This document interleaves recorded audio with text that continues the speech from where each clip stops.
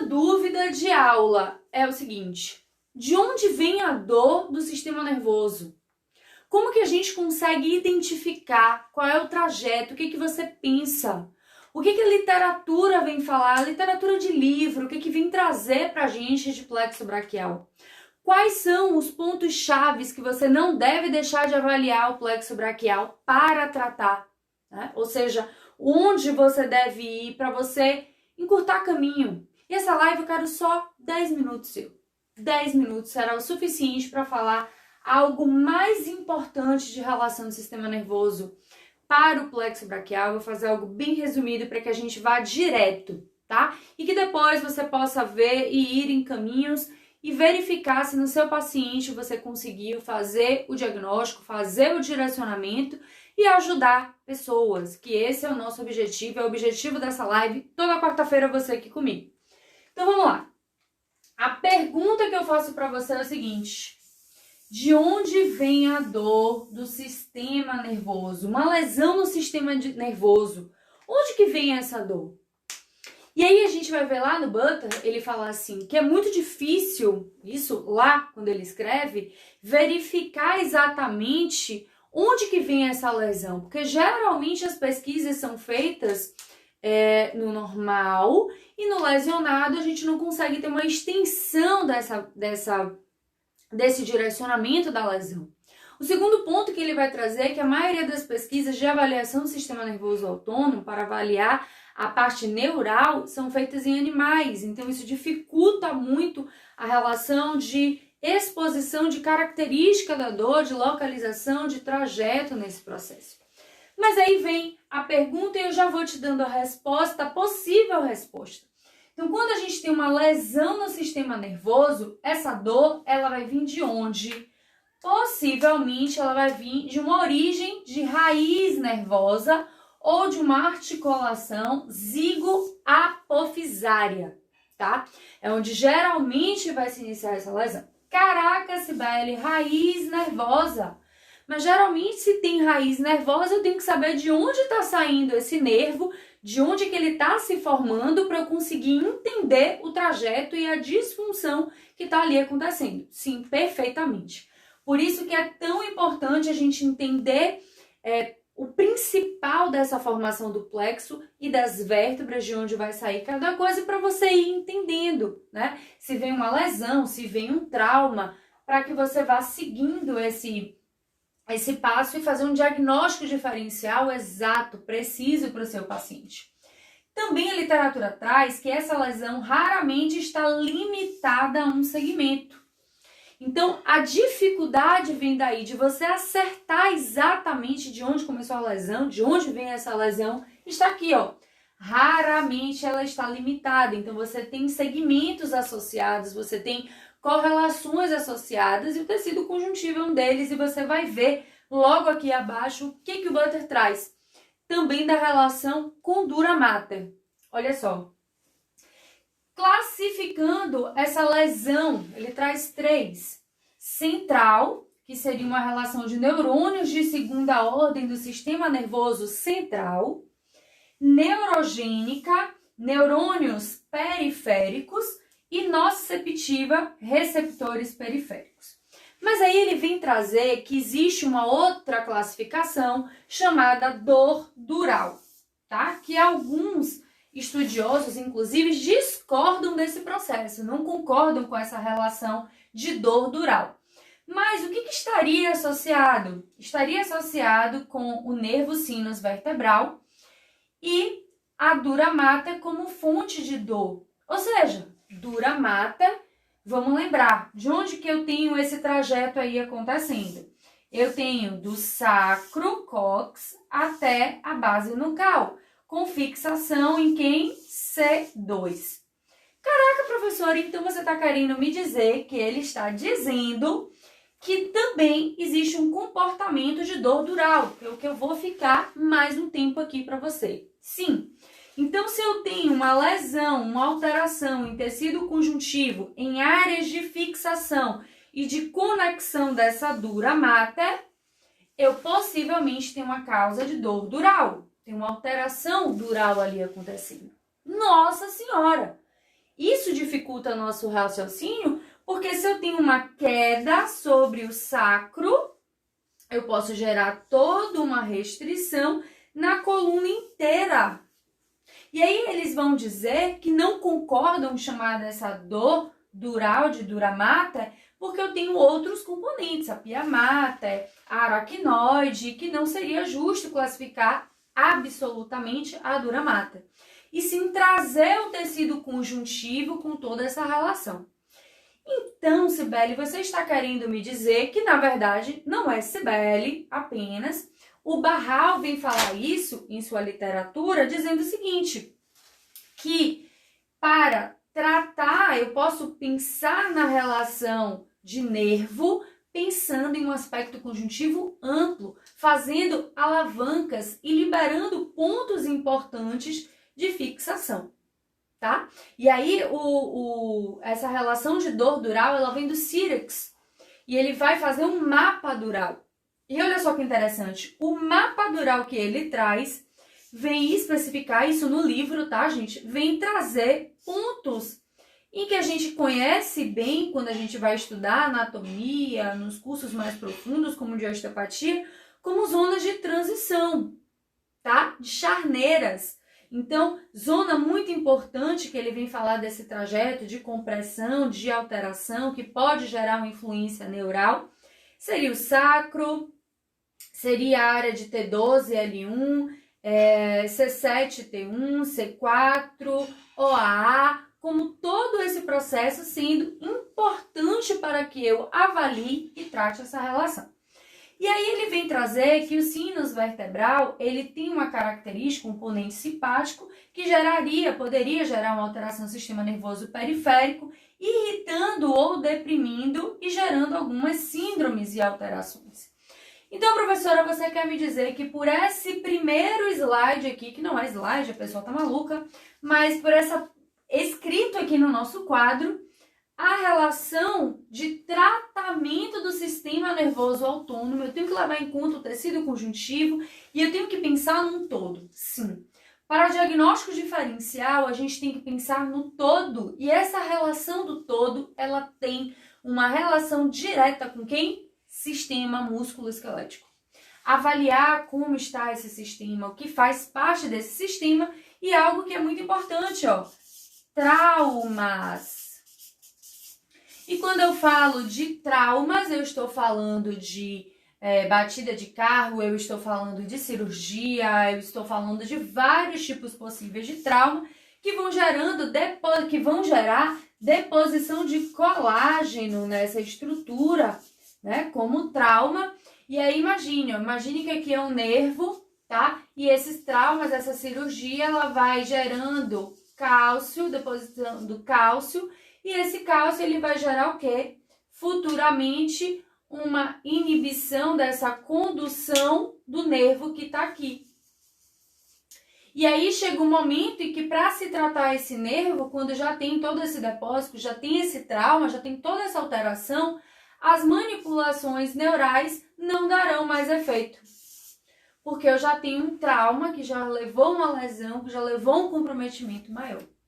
E aí eu tenho que entrar com alguma ferramenta, tá? Que seja possível reduzir essa alteração aqui local, dessa deposição de colágeno, de cálcio, de alterações que foram geradas pela estrutura que foi sendo lesionada para conseguir melhorar, tá? Então, quanto mais tarde esse paciente for, depois de traumas, depois de lesões, depois de alteração, em toda essa área aqui de dura mater, de pia mater, de aracnoide, em toda a extensão da coluna, que vai comprometendo, é o famoso demorou, meu filho, vai pagar mais, e esse pagar mais pode ser que a gente nem consiga dar uma resposta interessante para o nosso paciente de melhora da dor, tá?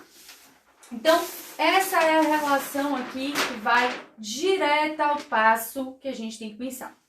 Bom, professora, você já me trouxe uma visão global, você já me trouxe uma visão de ter um direcionamento nesse momento, e agora a gente vai falar do plexo, dos troncos, de uma visão. Eu quero que você tenha muito em mente alguns segmentos da cervical que são extremamente importante, tá? E que você vai avaliar se já houve algum tipo de trauma, degeneração, se tem algo que vá gerando essa alteração na estrutura, uma hérnia, uma compressão, enfim, que você vai entender e raciocinar que você tem que ir nessa estrutura, mobilizar, melhorar a vascularização, melhorar a mobilidade, porque você vai pensar na parte neural, beleza?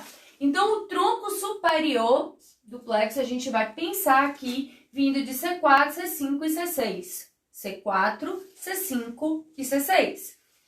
Quando a gente vem para o tronco médio, a gente vai para o ramo anterior de C7.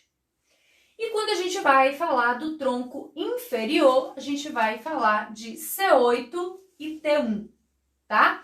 E aí vamos entender o que vem essa relação de tronco superior, médio e inferior. Olha só, quando a gente fala de tronco superior, quando a gente fala de C4 a C6, a gente está se referindo a uma área que vai sair o nervo do músculo levantador da escápula, do romboide. Nós vamos falar de músculo que tem a ver com C5, C6, com nervo subclávio, para o músculo subclávio. Nós vamos falar, por exemplo, de C5, C6 para o nervo supraescapular, que vai ser extremamente importante para quem? Músculo supra e infraespinhal. Esse final de semana, gente, eu falei muito disso no curso de agulhamento a seco, tá? E no curso que está gravado no DDAS, eu falo muito dessa relação de analisar o que está acontecendo para que você não entre em uma zona de risco porque você não soube avaliar e chegar no diagnóstico diferencial. Então, ó, para que eu tenha um excelente resultado, liberando, tratando, vou até abrir a pouco aqui, falando do plexo braquial, para que eu tenha um excelente resultado nas tendinites de supra e de infra, eu devo fazer uma manobra no nervo supraescapular. Mas se eu tenho uma lesão, de onde vem esse nervo, que é C5, C6, olha, já vai ser um comprometimento maior. Então, se você não tem esse olhar, você vai ficar perdido com paciente de tendinite de supra e de infra, tá? Você não vai saber por onde começar, nem quanto tempo você vai dar de previsão para o seu paciente e nem pedir um exame de imagem, beleza? Eu me lembro que há um mês, mais ou menos, não, tem mais, 3 meses, uma paciente chegou para mim, gente, com um quadro de dor na lombar, na cervical e, por último, era o ombro. Só que o mais comprometido dela era o ombro e a cervical e tinha exatamente, a minha suspeita, era uma hérnia, uma alteração a nível de C5, C6, que estava gerando uma alteração no nervo supraescapular, gerando uma alteração, né, na inervação de supra e infra. E eu falei para ela assim, olha, eu quero um exame de imagem da cervical e quero um exame do ombro, eu quero que avalie, eu acho que tem também uma ruptura de tendão. Essa paciente achou que não, levou uns 2 meses, isso foi piorando. Quando ela foi, no momento, ela só sentia desconforto para deitar de lado, fazer algumas movimentações, e quando ela retornou com o exame de imagem, para que eu visse, ela já estava sem conseguir movimentar o braço, né? E aí eu fui dizendo para ela, ó, agora a gente vai fazer fisioterapia, vou encaminhar realmente para fisioterapia para diminuir o custo, por conta, né, a osteopatia o custo é mais alto, você vai fazer no mínimo 3 vezes na semana para reduzir a dor, vamos trabalhar a estabilidade, vamos trabalhar a mobilidade, para reduzir e pelo menos 3 meses aí de reabilitação, no mínimo do mínimo, de 3 a 6 meses, para evitar uma cirurgia, se for possível. Quero uma opinião do cirurgião para que a gente vá avaliar. Então eu fui, fiz uma manobra no nervo supraescapular, ela referiu pouca melhora, ela referiu melhora, na verdade, do supra e infra, mas a dor na cervical piorava. Então ela ficava nesse jogo. E aí eu fui fazendo todo o trajeto para tentar entender e pedir um exame de imagem específico. Pedir para alguém pedir, né? Que isso é a pior parte do processo, porque os planos de saúde, infelizmente, quando a gente passa, não faz pelo que a gente passou. Precisa de um médico pedir. Bom, enfim. Então, de C6, C7 e T8, eu tenho o nervo tóraco-dorsal, que vai fazer parte da inervação do grande dorsal e do redondo maior. Tenho também o nervo torácico longo, tá? Que vai vir aí de C5. E tenho de C5 a C7 o nervo peitoral, que vai inervar o músculo peitoral.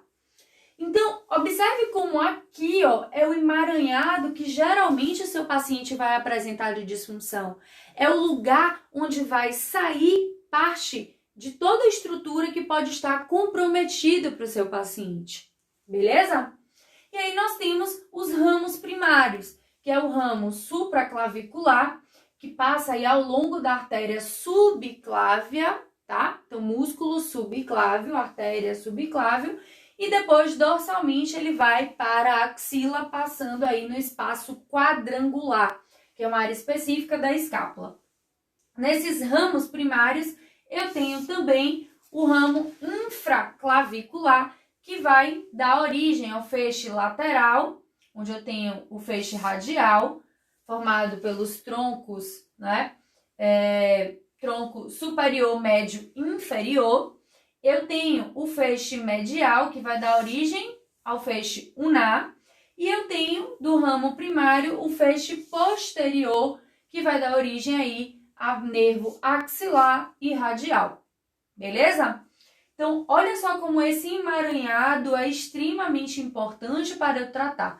Ah, mas eu vi que a disfunção do meu paciente é no feixe ulnar. Lindo, maravilhoso. Você vai fazer manobras para o nervo ulnar, mas você vai lembrar que ele pertence a ramos primários. E onde que sai esse ramo primário? Supraclavicular ou infraclavicular. Então, já vai lhe dando uma ideia por onde você vai passar para tratar essa estrutura. Combinado isso? Tá anotando aí? Tá pegando certinho, bonitinho, tá fazendo print? Esses prints são maravilhosos, sai com a cara linda, para não dizer os contrários. Cada careta aqui só por Nossa Senhora. Então, gente, isso aqui vai te dar um grande direcionamento. Mas anota aí, coloca um OBS da Paranhos, coloca um círculozinho, olha só. O plexo, ele está localizado por trás da fáscia superficial, do sulco atrás da clavícula. E esse plexo, ele vai ser coberto pelo músculo esternocleidomastoideo, pela fáscia cervical média e pelo músculo omoioideo. Para tudo nesse momento. Exatamente isso que possivelmente você entendeu. Eu quero que você faça, quando você tiver uma alteração do plexo braquial, técnicas de liberação no músculo esternocleidomastoideo. Eu quero que você faça liberação pensando na fáscia cervical média, na fáscia bucofaríngea, que está em conexão com essa área, que você pense, será que esse paciente fez alguma cirurgia nessa área? Será que tem alguma alteração pertinente, condizente? E o músculo omoioideo também que vai estar participando. Então, quero entender o que está acontecendo com esse paciente. Não quero apenas trabalhar os feixes lateral ou medial ou posterior. Eu quero ir na passagem, eu quero o que envolve, o que está cobrindo, o que está envolvendo esse plexo. Beleza? E aí, zona mega importante. Bota o OBS aí da Paranhos, meu irmão. Olha só. Clavícula é uma zona que você tem que avaliar. Será que teve trauma? Será que teve impacto? Será que essa clavícula rodou internamente, externamente? Como que está o músculo subclávio? Nas minhas aulas eu falo muito do músculo subclávio nas disfunções de membro superior, porque vai gerar uma alteração aonde nesses ramos primários, tá? Então, essa descida desse nervo pode estar comprometido, pode, e geralmente é muito importante que você libere ele. Primeira costela, muito mega importante. Se tem primeira costela, eu já vou avaliar aí músculos inspiratórios, expiratórios, vou lá dar uma passada, ver como é que tá o escaleno, ver como que está o serrátil, vou avaliar essa mecânica do meu paciente. E o ECOM que eu botei novamente, e não posso esquecer do músculo peitoral. Você precisa trabalhar essa passagem, tá? E aí, você vai lembrar que o nervo peitoral sai de C5, C6, C7. Então, se eu tenho um paciente com recorrente dor no peitoral, mas que a palpação não tem ponto gatilho, não tem vestígio de alteração musculoesquelética, eu tenho que ir lá avaliar a relação muscular do meu paciente. Beleza? Então, anota essa relação aqui, ó. Eu tenho que estar em conexão e avaliar a zona de trajeto. Mas além da zona de trajeto, e aí existem sim manobras específicas para cada parte dessa, dos ramos primários e dos feixes, da parte neural, mas é interessante que você associe com a liberação muscular. Acho que eu consegui te mostrar, diante dessa explicação aqui no quadro, a importância de se trabalhar o diagnóstico diferencial, o raciocínio mais amplo para o seu paciente. Se você seguir isso aqui, acredito muito que você tenha grandes chances de reduzir o desconforto, a dor, de prescrever, né, a técnica adequada. Para liberação da musculatura, 2 ferramentas que eu utilizo muito. Uma, número 1, se você ainda não ouviu falar, possivelmente você já ouviu falar, inclusive de mim, é o agulhamento a seco, o dry needling, tá? A segunda ferramenta, terapias por ondas de choque pneumática. Ah, Sibeli, posso fazer uma liberação miofascial, uma raspagem, energia muscular? Pensando aqui, um stretching, claro, muito bem-vindo.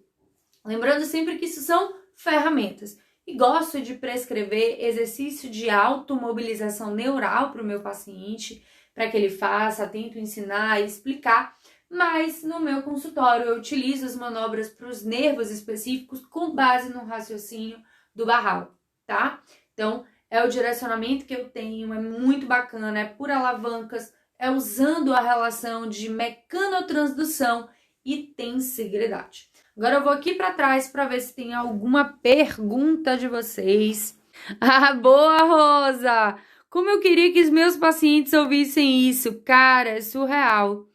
E tem muita gente que não acredita nesse raciocínio. Sabe por quê, gente? Porque simplesmente não acredita na anatomia. Não acredita na anatomia, não acredita no que a gente tá falando, sabe? Quando eu vejo muitos colegas, né, falando, será que funciona? Será que não funciona? Gente, é muito simples. A gente tá falando de anatomia. E de anatomia é fato. Contra fato no argumento. Então, você precisa entender o que está associado. E a anatomia é a melhor possibilidade de você conseguir tratar o seu paciente e gerar um diagnóstico diferencial.